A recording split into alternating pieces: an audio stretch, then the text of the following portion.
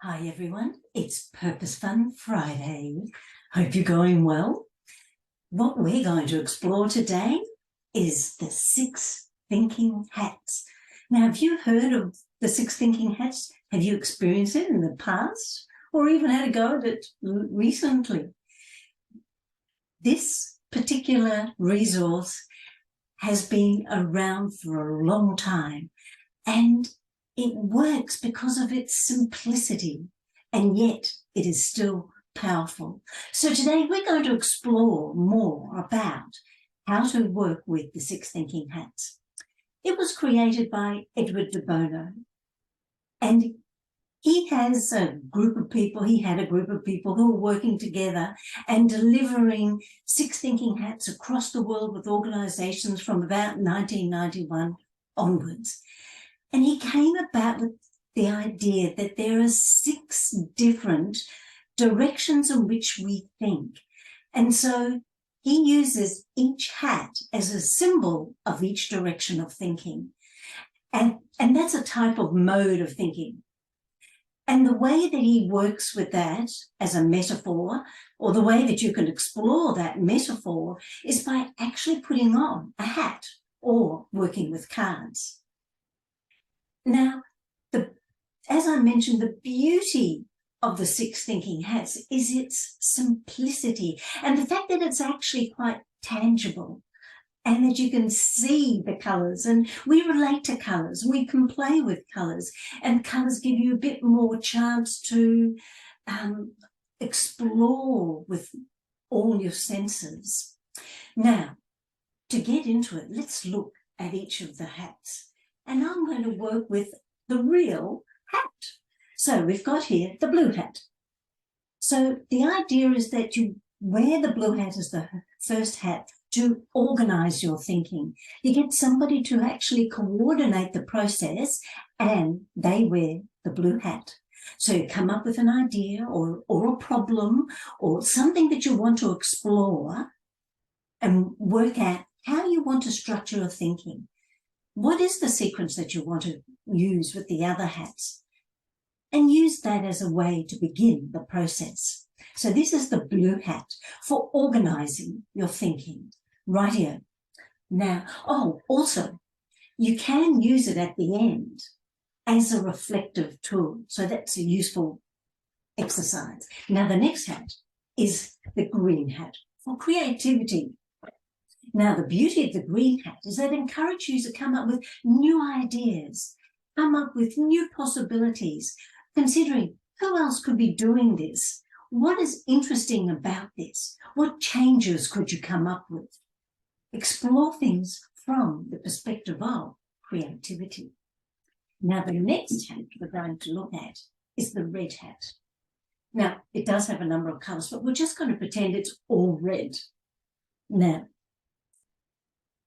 the red hat is about feelings, about intuition, about hunches, so that you come up with all these ideas and you've looked at them from different angles, and then you get a sense to think, what do I feel about it? Well, in actual fact, you're not really thinking, you're feeling about those particular ideas. Get a sense of that deep intuition, those hunches that you might have about what it could be. Now, the next one, and we actually don't have the yellow hat. I haven't quite found that one yet, so I'm still looking for a decent yellow hat. So I've got the yellow hat card because we've created this resource for you. And the yellow hat is about brightness. It's about positivity. It's about forward thinking and looking at things as if it's really going to happen. Be constructive as opposed to destructive. Now, the next hat is the white hat.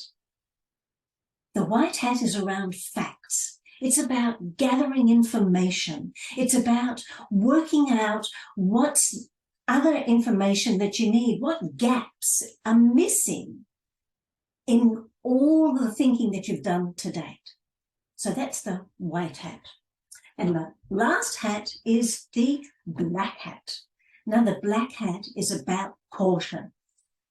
The black hat is looking at logic and what are the possible risks that you might take with with what you're trying to achieve. So starting to get a little bit more sensible in the way that you're looking at the idea that you've explored so far. Some people might even use it as a devil's advocate. So those are the 6 thinking hats. Now, as I mentioned, we're also providing you with a resource, and you can print out all of the cards and give a pack of cards to each person that you're working with so that they have their 6 thinking hats for themselves. Now, the thing about the 6 thinking hats is that you're actually experiencing different styles of thinking, as you can guess from the different modes that I presented with each of the hats. And you're looking at something, an issue or a problem, for all these different perspectives. And so that is the real richness and the power of 6 thinking hats. And you can apply it in many different ways. You can apply it as a form of leadership in getting your teams to communicate more effectively. It can also work in a way of starting a new project and exploring the process for that project. I've actually used it with boards of directors and helped them to structure and create a process for decision making and given them all their own 6 thinking hats so that whenever they have a meeting, they can work with their 6 thinking hats.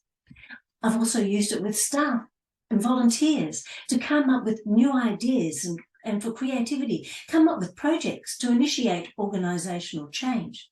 I've also worked with it with a group of unemployed people coming up with an idea and exploring this idea more fully and comprehensively to create a social enterprise. So it can be used in multiple different ways. Now, the thing that's really great about the 6 thinking hats is that you can use it by yourself or in a group.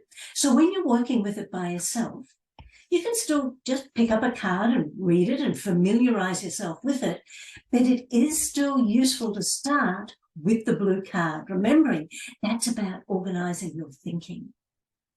Now, when you are working with it yourself, make sure that you write down the coloured hat and all the information, ideas that you came up with that corresponds to it, just so that it doesn't get confused. And try to keep that hat on for a period of time so you can immerse yourself in that thinking.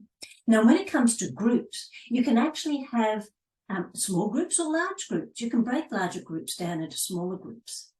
And the thing is that you can have everybody in the group wear the one hat. So again, they get their pack of cards, and then they can all be wearing the black hat at the same time and explore it collectively and grow the thinking. Or if your group or team is a bit more sophisticated and communicate reasonably well, you can actually have each person allocated a role in the way that they think, so that each person can contribute from that way of thinking. So that's another way that you can use it as a group. And it's really powerful in person because you've got the hats and you've got the cards and it's so fun and explorative. Yet you can also do it online. And when you use it online, there are a number of platforms that you can work with, such as Miro, Whiteboard, and others. They have 6 thinking hats templates. So it is a really versatile tool, one that you can use on a regular basis. And as you familiarise yourself with it more over time, you'll be surprised at how well you can use it. And you don't have to use all of the hats all the time. You might say, oh, look, we just need to explore this idea with 2 or 3 hats, and that's enough. That's fine. Just use them to practice those different ways of thinking. Now, the thing to remember, of course, is that you want to make sure that you start with the blue hat and you want to immerse yourself in that thinking. The thing to remember is that it is a creative process. It is fun. So play with it, especially when you're using the hats. It's playful. It's a great way in which you and your team can gain some greater empathy and and insight and come up with new analyses to things that you hadn't possibly thought about before, and apply them for creating new ideas, for informing your decision making, for coming up with ways to assess the risks and what could go wrong with what you're trying to achieve. So my suggestion is give all the hats a go and play with the cards and enjoy the process. Okay, bye.